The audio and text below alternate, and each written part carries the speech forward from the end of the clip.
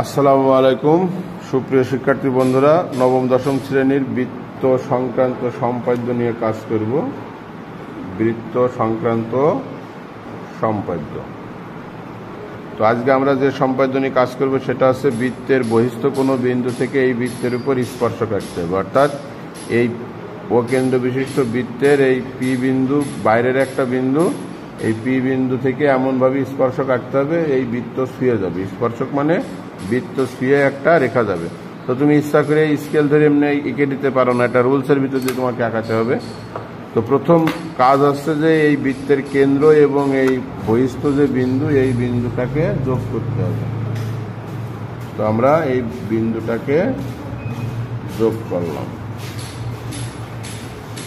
যোগ করার পর এই ওপি এর মধ্যবিন্দু নির্ণয় করতে হবে।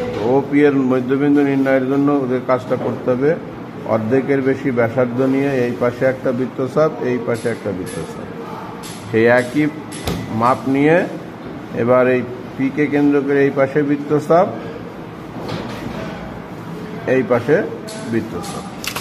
এখন এই বৃত্তচাপটি ধরে নেব, সুন্দর করে আমরা মেজারমেন্টটা নেব। এই বৃত্তচাপটি এখান থেকে এখানে এই এম বিন্দুতে ছেদ করে। এখন এম বিন্দুতে ছেদ করার পর খেয়াল রাখবা যে পরবর্তী স্টেপে যাওয়ার আগে তোমার আসলে মেজারমেন্ট ঠিক আছে কিনা বোঝার জন্য এই যেহেতু মধ্যবিন্দু এই আর এই মিলে যাচ্ছে কিনা, যদি মিলে যায় তাহলে তুমি এবার পরবর্তী ধাপটা আঁকাবো। অর্থাৎ ও এম বা এমপি এর সমান ব্যাসার্ধ নিয়ে একটি বৃত্ত এঁকে দিবা। তো বৃত্ত আঁকার পর দেখো এই পরে অঙ্কিত এই বৃত্তটি পূর্বের বৃত্তের দুইটি পয়েন্টে ছেদ করেছে। এই একটা পয়েন্ট আর এই একটা পয়েন্ট। ধরে নিলাম এই পয়েন্টটি হচ্ছে এ আর এই পয়েন্টটি হচ্ছে বি।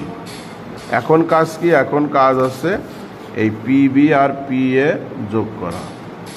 তোমরা যে উপপাদ্যে যেটা শিখেছো যে বৃত্তের বহিস্থ বিন্দু থেকে দুইটি স্পর্শক আঁকলে সেই স্পর্শক দুইটি সমান, আসলেও সমান। এই যে আমাদের বি বিন্দু দিয়ে চলে গেল, আর এখান থেকে আমরা এবার এ বিন্দু দিয়ে এঁকে নেব। তাহলে বৃত্তের বহিস্থ কোনো বিন্দু থেকে বৃত্তের উপর সর্বোচ্চ দুইটা বিন্দুতে ওই স্পর্শক আঁকা সম্ভব। তো এই হচ্ছে আমাদের বৃত্তের বহিস্থ কোনো বিন্দু থেকে ওই বৃত্তের উপর স্পর্শক আঁকার নিয়ম বা ছবি। এখন এই জায়গাটায় ছেদ করলে এই জায়গাটায় ছেদ